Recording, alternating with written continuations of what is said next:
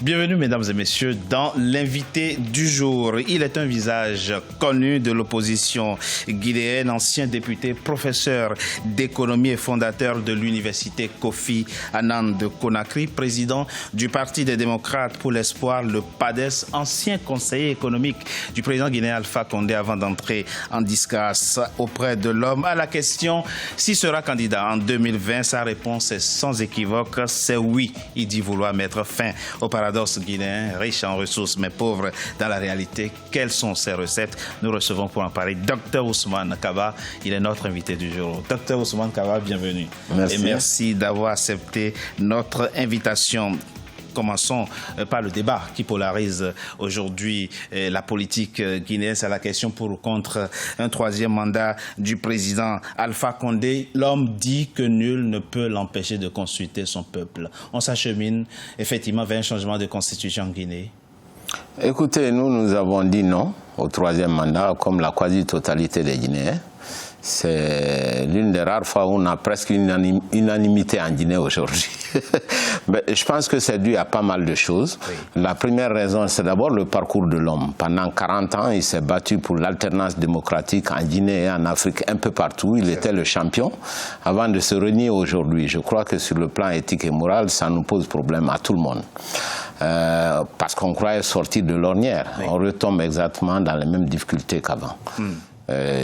Il a focalisé beaucoup d'espoir. Malheureusement, c'est une grosse déception. C'est une grosse déception, c'est comme ça que vous caractérisez les deux mandats du président Alpha Condé. Il n'est peut-être non, pas... le fait même de vouloir un troisième mandat, c'est ça qui est en soi une déception. Vu son parcours. D'accord. Vu son parcours. C'est une déception. Voilà. D'homme démocrate, enfin. Son parcours de démocrate, vous trouvez qu'il n'est pas en cohérence avec... Un combattant de la liberté pendant 40 ans qui se réunit maintenant, je pense que sur le plan moral et éthique, ça pose problème à beaucoup de monde, y compris les militants du RPG. Parce que nous avons lutté ensemble en 2001 contre le coudaïsme de général Lansana Conté. Mais ces partisans ont aussi la liberté de souhaiter qu'il fasse un troisième mandat. Non, non, pas les partisans, c'est quelques personnes, franchement. Ce sont quelques personnes, dites-vous. Le président Alpha Condé présente un bilan positif, dit-il. Et il se vante d'un taux de croissance qui est au-dessus de la moyenne continentale, qui est de 4%. Votre pays, la Guinée, affiche un taux de croissance entre 6 et 7%. Et vous dites que c'est une croissance artificielle, c'est de la poudre aux yeux. Exactement. D'abord, le problème de démocratie ne se pose pas en termes de croissance. La démocratie en elle-même est un objectif indépendant, si je puisse m'exprimer ainsi. Mais parlant de bilan économique, nous avons eu effectivement taux de croissance assez fort les 2 dernières années. Tout à fait. Mais c'est simplement dû à l'exportation de la bauxite. C'est une croissance que j'appelle appauvrissante, bauxitique. Je vous l'ai dit... Une croissance appauvrissante. Absolument, parce qu'en Guinée... Oui. Je l'ai dit plusieurs fois, la Guinée ne va jamais s'en sortir avec l'exportation de la bauxite.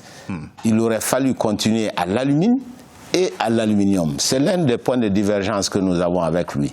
Alors la bauxite, ça ravage l'environnement, ça tarit les fleuves, ça réduit les terres cultivables. Donc il ne faut pas exploiter. Il y a des milliers de paysans qui tombent dans la pauvreté. Il faut le faire, mais il faut aller plus loin. Nous ne pouvons pas nous contenter du pacte colonial.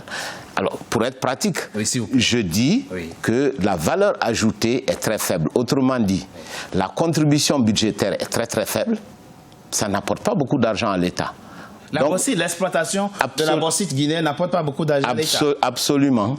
Ça n'apporte pratiquement rien. Les plus grosses entreprises qui font plus de 40 millions de tonnes ne payent même pas de taxes à l'État. Les 700 millions d'euros obtenus des Chinois pour les conceptions qui lui ont... Non, non, ça c'est au niveau de Rio Tinto, ça c'était pour autre chose. Oui, mais c'était pas pour la bauxite, c'était pour le faire.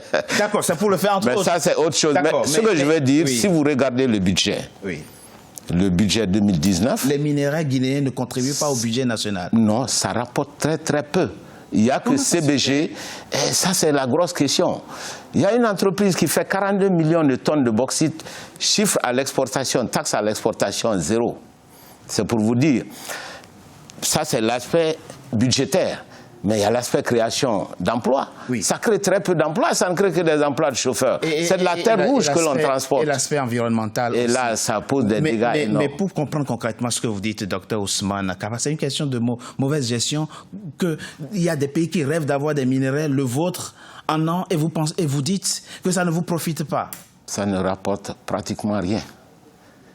Ce que je dis, c'est que pour la bauxite, la bauxite donne l'alumine, l'alumine donne l'aluminium. Oui. On se contente de la bauxite terre rouge que l'on exporte pour envoyer dans les pays qui, eux, n'ont même pas de bauxite, mais qui profitent mieux parce qu'ils ont des usines d'alumine. Donc la valeur ajoutée est très faible. Très faible. Vous allez nous expliquer. Vous dites, et je vous cite, il y a quelques temps, j'ai plaidé pour la mise en place d'une filière alumine afin de capter plus de valeur ajoutée. Vous n'avez pas été écouté par le président de la République. Ça veut dire quoi concrètement? Pas du tout. Ça veut dire que les entreprises qui viennent pour la bauxite, il faut les obliger à faire les usines d'alumine. Ça n'a pas été le cas. Sur place. La dernière usine date du temps colonial, 1955, Fria.